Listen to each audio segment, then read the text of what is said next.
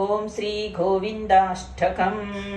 हे कृष्ण विष्णु मधुकैटभारे भक्तानुकंप भगन्मुरारे प्रायस्वनः केशवलोकनाथम् गोविंद दामोदर माधवेति।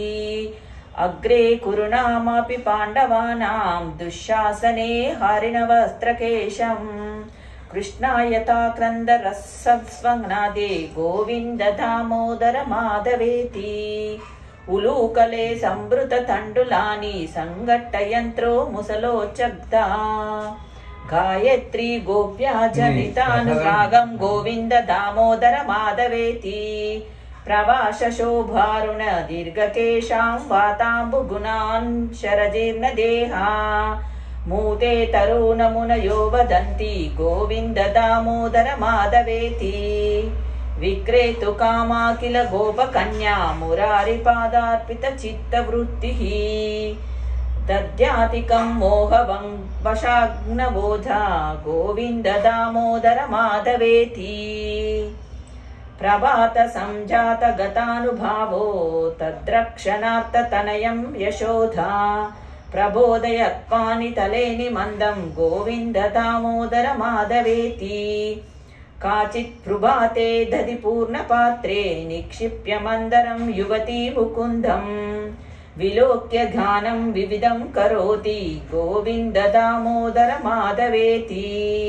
काचित् कराम्बोजपुटे निषन्नं क्रीडानुबन्धं सुररत्नतुण्डम् अध्यातुयामान नरोरुकाक्षं गोविंद दामोदर माधवेति।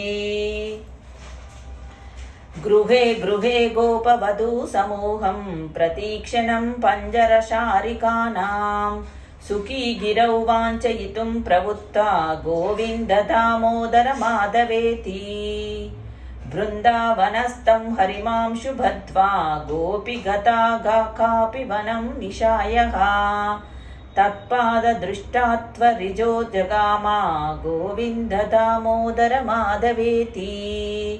भजस्व मंत्र भवमन्दमुक्ते जिह्मोरसग्ने सुलभं मनोज्ञं द्वैपायनाद्वैर्युन्मिभिः प्रशप्तं गोविंद दामोदर माधवेति।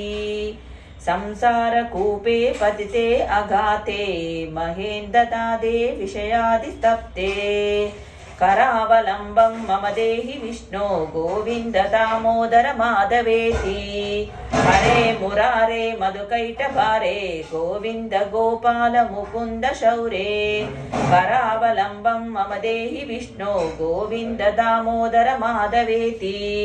गोविंद दामोदर नाद चिह्नं श्लोकागिमान्यं पठते मनुष्यं स सर्ववापौका विशुष्यते तां वैकुण्ठलोके वसते पदैवः। श्री गोविंदाष्टकं सम्पूर्णम्।